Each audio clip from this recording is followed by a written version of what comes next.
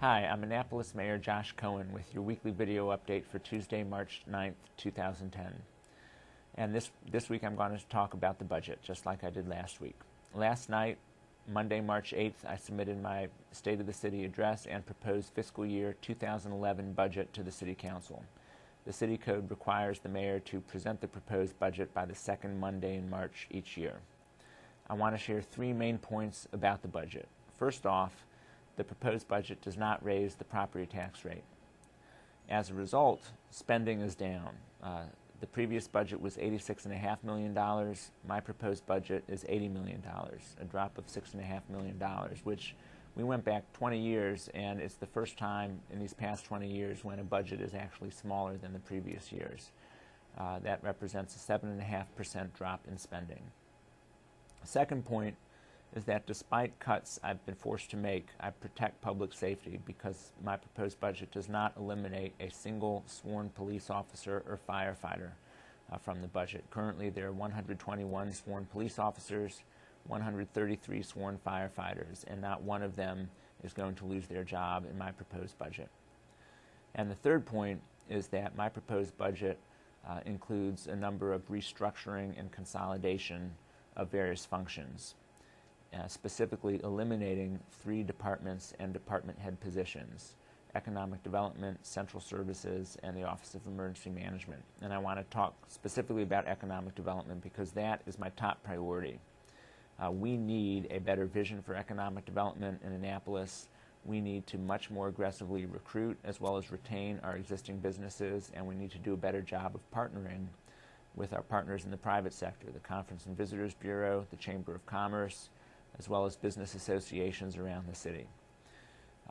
Although I am proposing to abolish the Department of Economic Affairs as we know it, I'm not proposing to just neglect our responsibilities for economic development. And I'm asking the council to approve $400,000, a very robust amount, as a set-aside for economic development. This discussion and debate as far as the future of the economic development function is a process that is ongoing as we speak. The City Council is very engaged with this. The Council and I are taking a fact-finding trip to the City of Alexandria 2 weeks from now to meet with their mayor and economic development officials and learn from them and their experience in transitioning to a public-private economic development corporation, which is one of the options we're looking at here for Annapolis. So those are the three main points for this proposed budget. It holds the property tax rate steady, and as a result, spending is down. It protects public safety by not eliminating a single sworn police officer or firefighter, and it restructures and consolidates a number of departments to realize some savings, and specifically, it prioritizes economic development with an investment of $400,000. I've done my part as required by law to submit a responsible and balanced budget to the City Council. The process is ongoing from this point. The City Council has a couple months to review it in depth, which they will. It first heads to the Finance Committee, and then it will go back to the full City Council. So I encourage everybody to participate, to follow the discussions, to provide input to your alderperson. Please contact me with any suggestions. You can call the mayor's office at 410-263-7997. You can email me at mayor@annapolis.gov, and you can visit my blog, mayorcohen.com, and submit a comment. These are tough times for Annapolis.